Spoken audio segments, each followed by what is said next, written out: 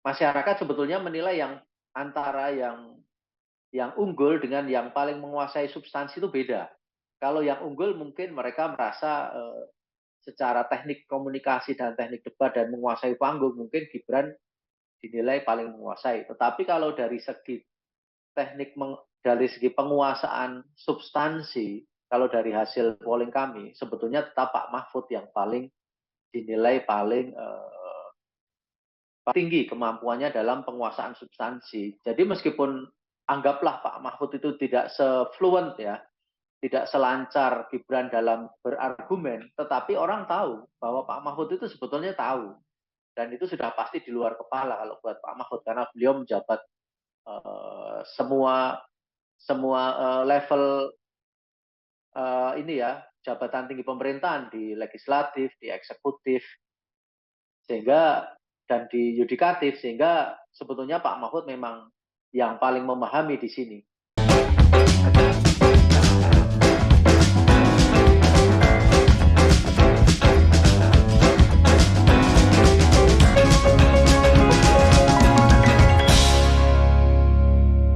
Assalamualaikum warahmatullahi wabarakatuh. Ketemu lagi dengan saya di Tamu Weni, channel yang khusus dimaksudkan diniatkan untuk edukasi politik. Nah, karena malam ini kebetulan malam ya, siarannya malam, tappingnya malam. Situasinya tuh berbeda. Berbedanya kenapa? Karena tanggal 21 Januari sore akan memasuki debat keempat Cawapres yang sepertinya menimbulkan antusiasme yang tinggi lagi. Dan untuk itu sengaja saya kembali meminta Mas Toto Suryaningtyas, beliau adalah peneliti senior Litbang Kompas yang saat ini sedang berada di Gunung Sitoli, Nias. Apa kabar Mas Toto? Kabar baik, wassalamualaikum warahmatullahi wabarakatuh. Oke, Mas Toto, terima kasih ya sudah bersedia, pada capek baru landing dan segala macam. Cuman kalau untuk tamu ini, Mas Toto akan terus share tentang bagaimana Ya, dinamika politik yang sedang terjadi, khususnya dilihat dari kacamata seorang peneliti senior, begitu ya Mas Toto ya. Oke, Mas Toto, besok malam akan ada debat keempat dan temanya itu lumayan berat sih ya kalau buat masyarakat umum ya, karena tentang pembangunan berkelanjutan dan lingkungan hidup, kemudian tentang sumber daya alam dan energi, kemudian tentang pangan, agraria, masyarakat adat dan desa. Ini saya aja kalau nggak baca gitu ya, nggak hafal tuh, apalagi mereka yang ikut debat gitu kan ya, levelnya tentu beda. Nah Mas Toto, eee kita tahu debat yang sebelumnya itu, apa ya, boleh dibilang Prabowo tuh boleh dibilang menjadi sasaran tembak dari 1 dan 3. Nah, besok akankah ada revans yang akan dilakukan oleh Gibran, gitu ya? Gimana Mas Toto melihat persiapan semua kandidat? Kalau di mana, di online, di berita-berita online kita melihat bahwa Gibran sudah siap, Mahfud pun demikian menguasai, sementara kalau Caimin dibilang, dia mempersiapkan diri dengan belajar, dan juga dibilang jangan main HP, jangan banyak main HP, katanya gitu. Ini, mungkin sentilan-sentilan yang cukup menarik ya. Gimana Mas Toto melihat semua ini? iya. Ini memang beda ya. Pertama-tama kalau menurut saya, debat capres dan debat cawapres itu eh, lebih seru debat ini ya, debat cawapres. Karena cawapresnya lebih ini ya, lebih belajar. Kalau debat capres itu sepertinya ada capres yang nggak terlalu banyak belajarnya, sudah senior sekali gitu. Sehingga lalu pendekatannya bukan pendekatan substansi, tapi pendekatan personal, pendekatan apa itu komunikasi gitu. Jadi bukan di substansinya. Tapi kalau cawapres, tampaknya para wapres ini belajar. Kalau dalam debat sebelumnya itu tampak sekali Gibran itu belajar dan mempraktikkan teknik-teknik yang dulu dipakai oleh Pak Jokowi ketika debat. Termasuk juga teknik-teknik menggunakan singkatan yang terlalu teknis, yang sulit diterima oleh lawannya. kemudian juga melakukan serangan ya kepada soal harta kekayaan misalnya. Itu kan dulu dipakai oleh Pak Jokowi. Nah, saya rasa debat cawapres yang kedua ini, kalau untuk cawapres yang kedua kan, ini pasti akan lebih seru timbang debat capres. Kalau debat capres kemarin menurut saya terlalu banyak emosinya ya. Kalau debat cawapres ini memang saling memotong lawan ya, saling mengalahkan lawan itu memang dengan lebih banyak substansi dan teknik-teknik debat gitu. Nah, mungkin juga kalau dari debat yang sebelumnya mungkin banyak juga yang marah ya dengan teknik-tekniknya Gibran itu ya yang terlalu apa ya, terlalu nakal ya. Tetapi debat itu ya debat. Jadi debat itu bukan seringkali disebut ya, bukan mencari yang benar semata-mata ya, tapi mencari yang menang gitu. Nah, teknik-teknik komunikasi dan teknik-teknik mematahkan argumentasi lawan itu kan banyak sekali ya kan di dalam debat itu. Nah, kemarin di dalam pertemuan sebelumnya saya rasa publik juga secara umum memang menilai Gibran itu mengejutkan karena tampil yang tadinya sama sekali tidak diperhitungkan ternyata tampil ganas dan menyerang meskipun tekniknya banyak dikecam juga karena dianggap tidak proper ya, tidak layak. Dan saya rasa penyelenggara debat kemarin sudah tidak memperbolehkan penggunaan istilah-istilah yang terlalu teknis dan tidak dipahami oleh lawan sehingga pasti ini juga akan membatasi kemampuannya Gibran untuk revenge ya, untuk kembali bangkit ya, sama seperti di debat sebelumnya. Juga yang kita harus ingat, secara umum itu masyarakat sebetulnya menilai yang antara yang unggul dengan yang paling menguasai substansi itu beda. Kalau yang unggul mungkin mereka merasa secara teknik komunikasi dan teknik debat dan menguasai panggung mungkin Gibran dinilai paling menguasai. Tetapi kalau dari segi teknik dari segi penguasaan substansi, kalau dari hasil polling kami, sebetulnya tetap Pak Mahfud yang paling dinilai paling tinggi kemampuannya dalam penguasaan substansi. Jadi meskipun anggaplah Pak Mahfud itu tidak se-fluent ya, tidak selancar Gibran dalam berargumen, tetapi orang tahu bahwa Pak Mahfud itu sebetulnya tahu. Dan itu sudah pasti di luar kepala kalau buat Pak Mahfud, karena beliau menjabat semua level ini ya, jabatan tinggi pemerintahan di legislatif, di eksekutif, sehingga dan di yudikatif, sehingga sebetulnya Pak Mahfud memang yang paling memahami di sini. Demikian juga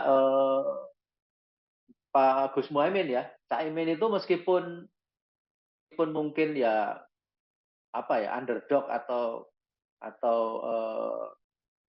apa itu namanya penantang ya, tetapi kejujuran ketika tidak mengetahui jawaban-jawaban yang diajukan oleh Gibran itu juga mempunyai nilai tambah tersendiri di dalam kelompok konstituennya, simpatisannya, dan itu dibuktikan ketika sekarang kita sama-sama tahu berbagai lembaga survei itu mulai elektabilitasnya 01 itu naik tinggi ya, dan sekarang dalam situasi menanjak itu sehingga sangat bersaing dengan 03 sehingga beberapa lembaga survei bahkan menyatakan 01 lebih berpeluang untuk masuk ke putaran kedua.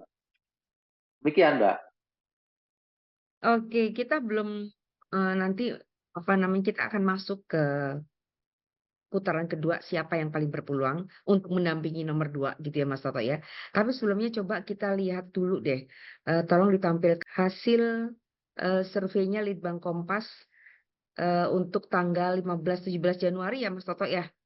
Tentang isu Ya, yang ingin diketahui oleh masyarakat khususnya untuk isu pangan dan lingkungan hidup katanya seperti itu yang paling dinanti. Apakah memang masyarakat segitu antusiasnya untuk mencari tahu tentang isu pangan dan lingkungan hidup? Coba bisa tolong ditampilkan? Mas Toto, kita lihat di sini, ini saya dapatkan dari Kompas ID ya, kompas.id ya. tentang hasil survei Litbang Kompas. Nah, apa yang bisa kita baca dari sini Mas Toto? Ya, pertama-tama dulu ini bukan survei ya, tetapi ini Bukan polling survei. Iya, telepon ya. Poli. Ya, ini polling telepon basisnya penduduk juga, tetapi menggunakan telepon. Artinya dia dibatasi oleh kepemilikan telepon ya, bukan tatap muka.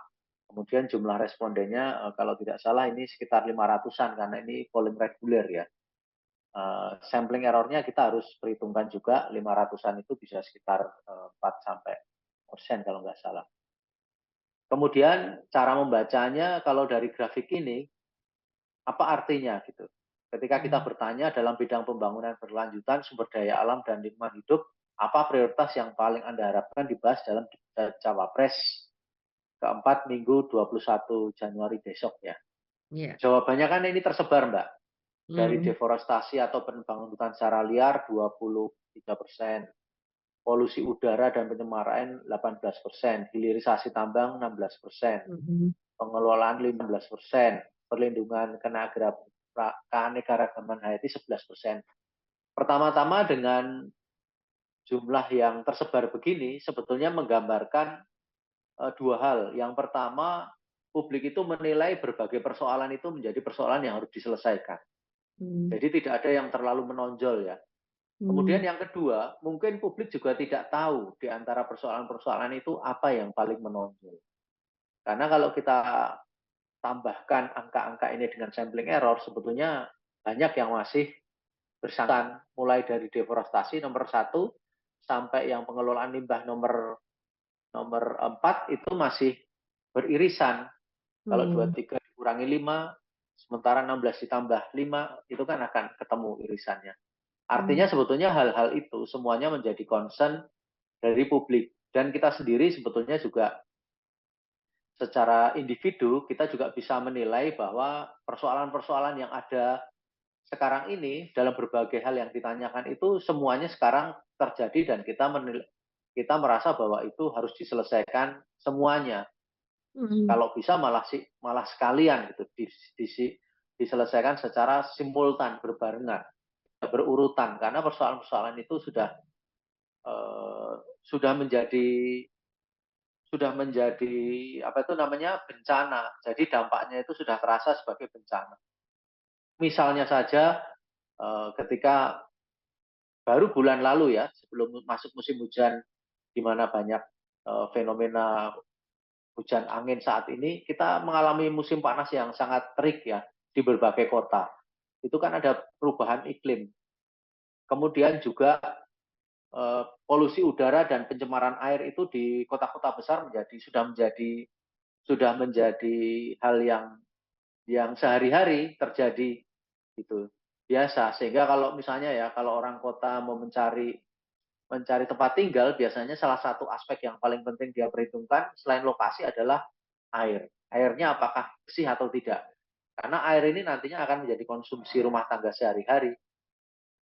Kemudian kalau hilirisasi tambang ini saya rasa ini dampak dari apa itu namanya dampak dari sounding oleh pemerintah ya. Jadi apa itu namanya berbagai berbagai upaya dilakukan oleh pemerintah untuk mensosialisasikan hilirisasi tambang. Ini kan artinya hilirisasi ini artinya produk-produk pertambangan, jadi produk mineral hasil tambang itu tidak dijual secara mentah, tetapi dihilirisasi.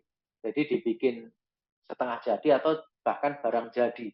Tidak dijual dalam bentuk nikel, tetapi dijual dalam bentuk misalnya bahan baku untuk baterai listrik misalnya kayak gitu. Sehingga punya nilai tambah yang jauh lebih tinggi.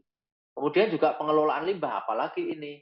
Apalagi kalau disebut pengelolaan limbah, kalau kita mau jujur, sekarang beberapa daerah itu kan mengalami problem sampah. Jakarta setiap hari 6.000 ton sampah, bahkan lebih. Sehingga kita tahu sudah ada gunung sampah di kawasan apa itu namanya Bekasi yang menjadi tempat pembuangan sampah akhir di Bantar Gebang ya, dari Jakarta. Kalau kita ke kota Jogja misalnya bahkan di Jogja itu baru baru mengalami darurat sampah karena tempat sampahnya itu tempat pembuangan sampah akhir di daerah Piungan itu sedang diperluas atau sedang diregenerasi lah. Dampaknya tidak bisa dipakai tempat sampahnya sehingga sekarang sampah menjadi darurat. Nah itu kira-kira saya rasa di kota-kota besar kalau mau jujur, apalagi sampai sampah yang apa itu namanya yang terbawa sungai lalu masuk ke laut itu sebenarnya sudah menjadi persoalan besar. Sehingga kalau persoalan-persoalan ditanyakan kepada publik, sebetulnya publik itu antara menjawabnya semua itu menjadi persoalan dan juga dia nggak tahu siapa mana yang harus dilakukan duluan sehingga profil grafiknya menjadi semacam ini, Mbak. Demikian, Oke, Mbak. oke, baik Mas Toto, terima kasih. Coba kita ke yang tentang sumber pangan. Nah, itu tunggu dulu, sebelumnya saya mau lihat ini emisi karbon dan perubahan iklim.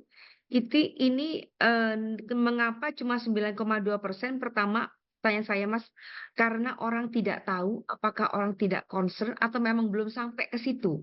Sementara kan soal karbon ini sebenarnya sedang menjadi isu dunia dan Indonesia kan sedang ribet-ribetnya itu. Kemarin Gibran tanya tentang pajak karbon ya, yang menurut Pak Mahfud sebenarnya harusnya ditanyakan pada saat debat yang kedua ini gitu kan ya.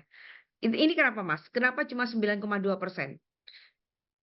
Kalau menurut saya karena alternatif jawabannya sudah terlalu banyak. Jadi ini ada soal metodologi juga dalam bertanya. Hmm. Jadi kalau menurut saya, hemat saya, ini karena keterbatasan ya. Jadi harusnya di dalam sebuah polling jajak pendapat, pertanyaan itu tidak boleh sulit. Tidak boleh hal-hal yang tidak diketahui oleh publik. Hilirisasi itu kan sulit. Tapi kebetulan karena kemarin disebut, ya orang tahu, oh hilirisasi itu punyanya Pak Jokowi. Sehingga mungkin pemilih Jokowi bilang, ya itulah yang harus diselesaikan karena itu punyanya programnya Pak Jokowi dalam hal ini diangkut oleh Pak Prabowo misalnya. Lalu disebut hilirisasi. Padahal konsep hilirisasi itu sulit. Apa itu hilirisasi kan kalau buat masyarakat awam.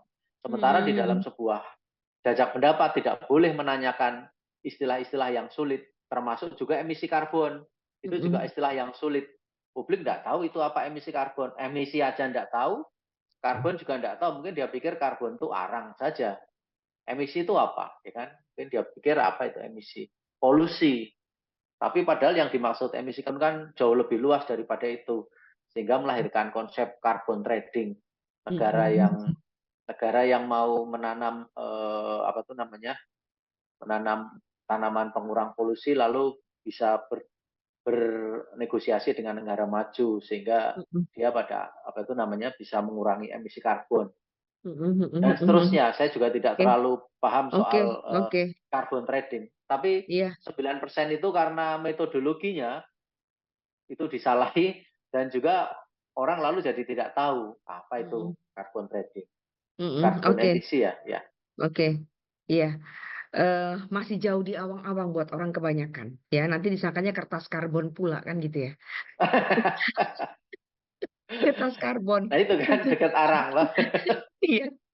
Coba Mas tolong jelasin. Ya, jadi pertanyaannya kami tanya kepada responden ya, dalam bidang energi dan pangan, apa prioritas yang paling Anda harapkan dibahas dalam debat cawapres besok? Ya. Jawabannya fluktuasi harga BBM. Artinya dalam bidang energi dan pangan jawabannya adalah harga BBM. Ya. Kemudian penanganan kelaparan. Harga BBM tadi 27%, penanganan kelaparan 16%.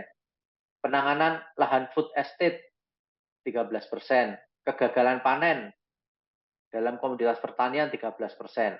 Impor bahan pangan 8%. Pengembangan energi terbarukan 8%, teknologi ramah lingkungan 7%. Jadi jawaban-jawaban ini juga sebetulnya jawaban-jawaban yang terlalu canggih dan pola jawabannya dari grafis memang sebetulnya masih menggambarkan bahwa responden itu sebetulnya mau bilang ini semuanya bermasalah. Tolong semuanya diselesaikan. Cuman karena di sini ada soal BBM, soal energi dan pangan, dugaan saya pertanyaan ini jawabannya dibacakan ya. Jawabannya dibacakan sehingga publik bisa memilih ya.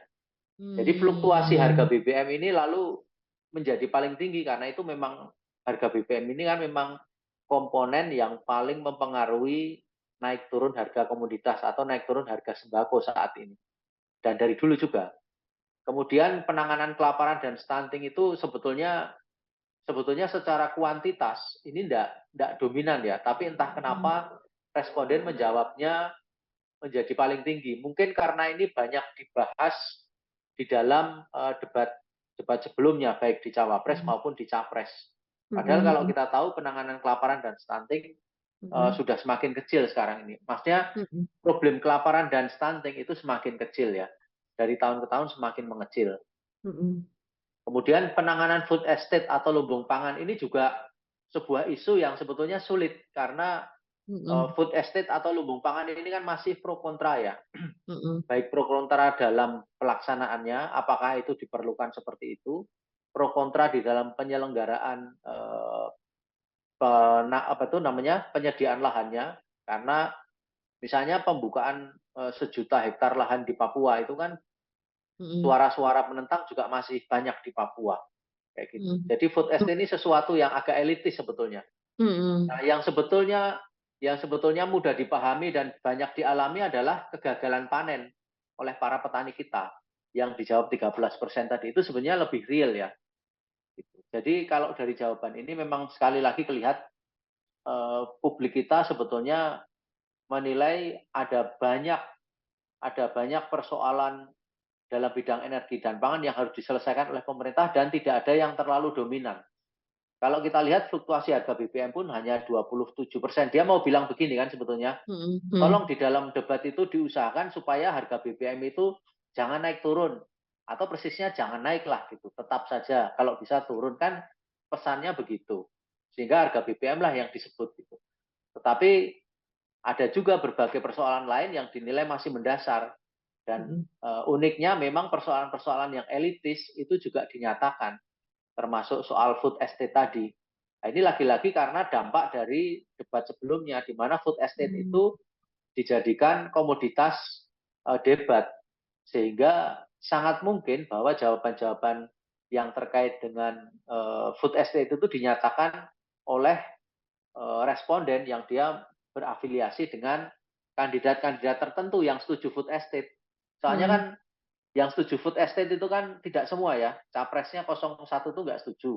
Mhm. 02 itu jelas-jelas setuju kan itu program Pak Jokowi. 03 tidak terlalu jelas setuju atau tidak.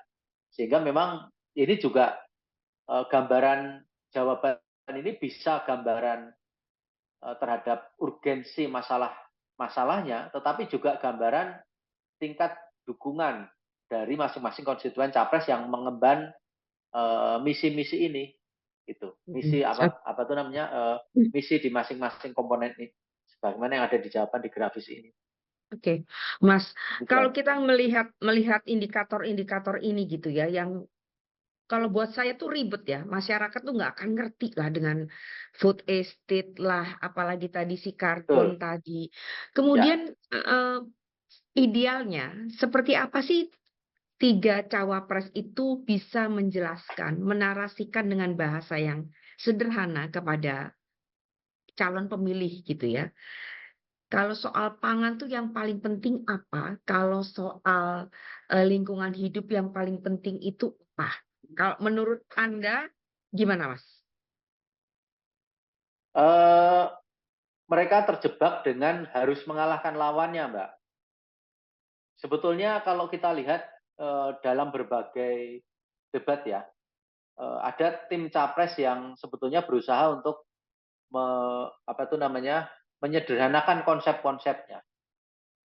Kalau menurut saya eh, ya tidak eksklusif itu dilakukan oleh satu capres, tetapi misalnya Pak Ganjar itu melakukan apa itu namanya sosialisasi terhadap konsepnya itu dengan semudah mungkin gitu.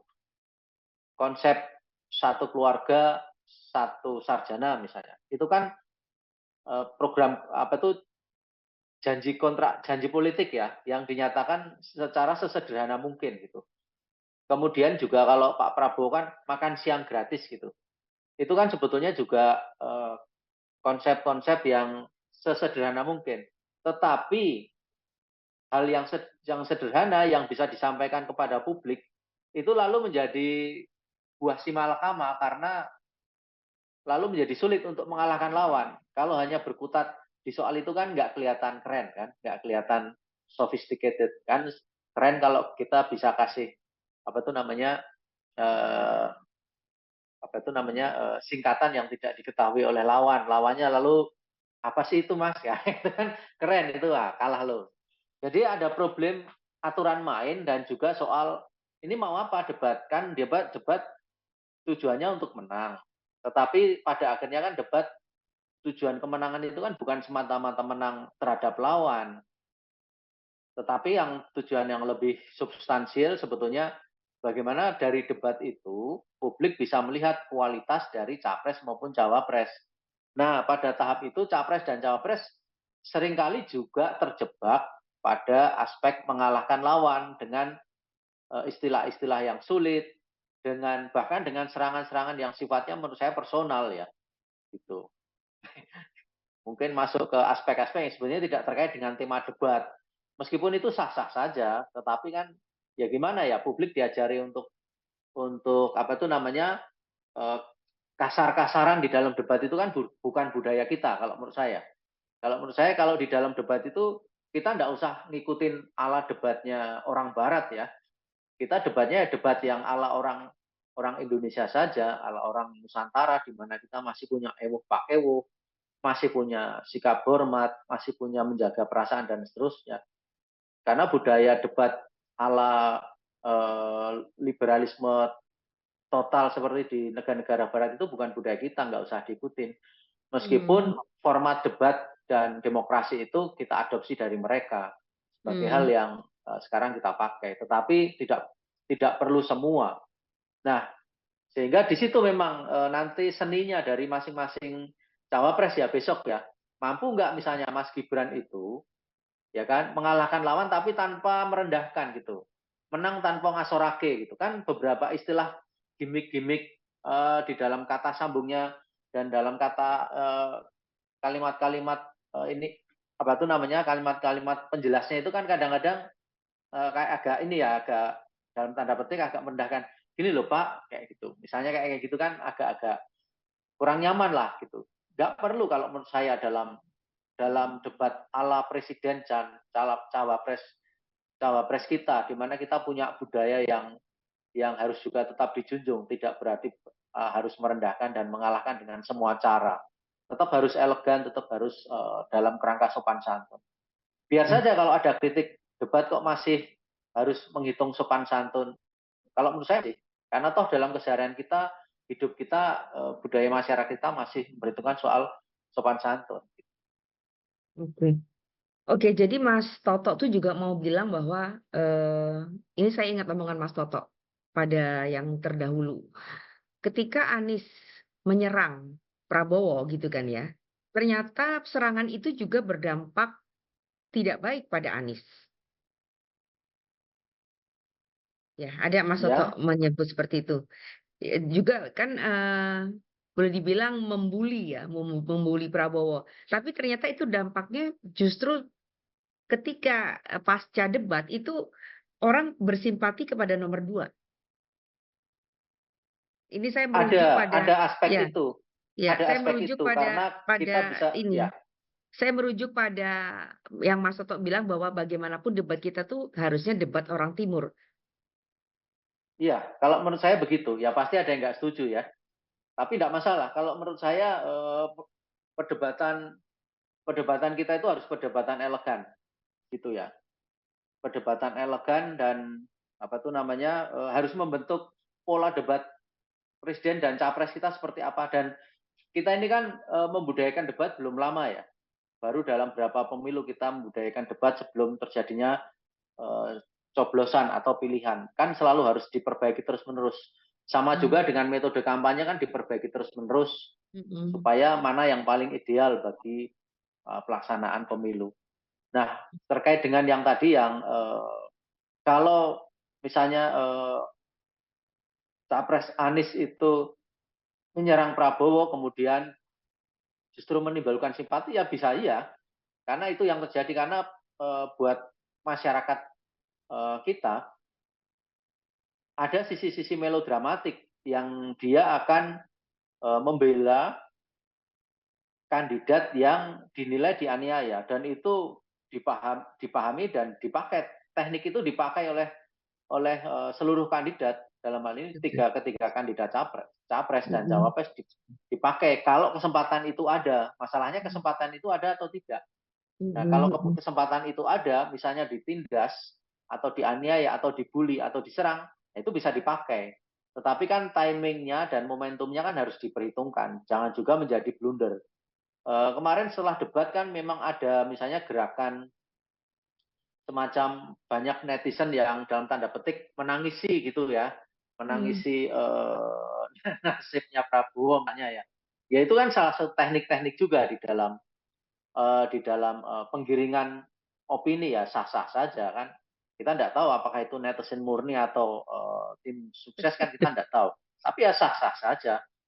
Nanti kan publik bisa menilai sendiri. Tetapi yang saya mau tekankan bahwa cara menyerang dengan di personal di apa itu namanya yang sifatnya melekat pada personal itu menurut saya tidak terlalu positif ya. Direspon ini juga tidak terlalu positif.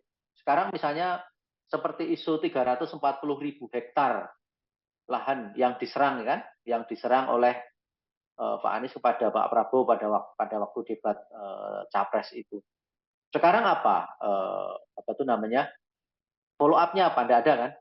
Mm-mm. Tuh, malah menjadi blunder yang tidak karuan karena lalu Pak Anies dibelain oleh Pak JK yang menyatakan bahwa pernyataan itu diucapkan oleh Pak Jokowi pada waktu debat capres melawan Prabowo dulu, sehingga kalau Pak Anies mau dipanggil oleh Bawaslu dalam hal ini, ya Pak Jokowi harus menjadi saksinya kan malah jadi nggak elok gitu loh, karena ini kan pemimpin negara malah jadi blunder. Meskipun mungkin itu betul, ya kan? Bahkan oleh Mm-mm. Pak Prabowo dinyatakan bukan 340.000, tetapi 500.000 hektar, ya kan? Lahan di Kalimantan Timur dan di Aceh Tengah katanya ya, yang Mm-mm. sebetulnya sudah dalam tanda petik itu bukan lahan hak milik ya, HGU hak guna usaha untuk Adieu. Mm-mm. konsesi pengusahaan lahan untuk dibikin pertanian dan Mm-mm. seterusnya. Katanya itu sudah diserahkan kembali kepada negara pada waktu beliau bergabung dengan pemerintahan Pak Jokowi. Nah itu Mm-mm. pun kan kita tidak tahu apa sudah diserahkan atau belum. Tapi kan esensinya adalah bahwa serangan itu lalu melebar dari substansi. Substansinya kan waktu itu soal soal yang berbeda dengan soal penguasaan lahan. Mm-mm. Bahwa itu lazim dipakai ya lazim di dalam debat-debat Mm-mm. di Amerika di capres ya lazim. Tapi kan apa ya? Ternyata malah cuman bikin apa itu namanya kasak kusuk saja. Karena nyatanya juga tidak ditindaklanjuti, tidak ada tindak lanjutnya. Kalau Betul. ditindaklanjuti, nanti Pak Jokowi jadi saksi beneran kan malah tambah nggak lucu, ya kan? Masyarakat itu kan dapat apa dari pendidikan Betul. politik ya dari debat itu. Padahal maksudnya ada debat, ada kampanye, ada tahapan-tahapan itu kan mendidik masyarakat supaya berdemokrasi. Mm-mm. Demokrasi itu elemen-elemennya salah satunya kan menghargai perbedaan, Mm-mm. pada hukum, kemudian Mm-mm. juga menghargai orang lain dan seterusnya. Dan demokrasi kita ya demokrasi Pancasila, bukan demokrasi liberal ya. Kembali lagi ke situ. Ada batas-batasnya, bukan demokrasi bebas sebebas-bebasnya ya tidak. Ya kita tetap punya batasan sendiri mau Oke. menjalankan demokrasi seperti apa. Oke. Jadi harus tetap menjaga menjaga keelokan. Ya, Mas Toto. Ya, Iya, betul. oke. Baik, kita masuk kepada pembicaraan yang berikut. Mas Toto, kemarin itu Pak Profesor Hamdi Muluk baru saja merilis tentang hasil survei dan juga saya melihat ada sekira berapa ya, banyak sekali 14 hasil survei yang disampaikan dan saya mencatat 7 diantaranya yang mengapa saya ambil 7 aja karena itu terjadinya tuh barusan. Artinya survei itu dilaksanakannya sampai Januari. Kita bisa lihat dulu deh Mas Toto. Gimana pendapat Mas Toto putaran pertama?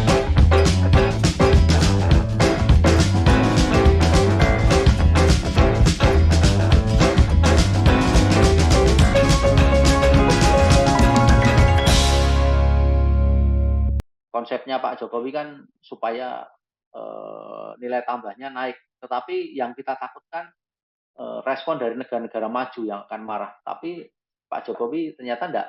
nggak takut kayak gitu. Jadi hal-hal semacam itu kadang-kadang di luar ekspektasi dan perkiraan kita. Sejauh pengalaman kami ini berinteraksi dengan beliau juga ya dalam beberapa kesempatan, nggak sering juga sih. Tapi itu sehingga kami maklum kalau sekarang dengan kondisi yang seperti sekarang ini, karena yang beliau dukung diam-diam maupun terbuka itu adalah ke arah 02, ya pasti situasi kayak ini pasti akan menggelisahkan bagi beliau dan ini bukan sesuatu yang menggembirakan, pasti sesuatu yang akan beliau kerjain benar-benar.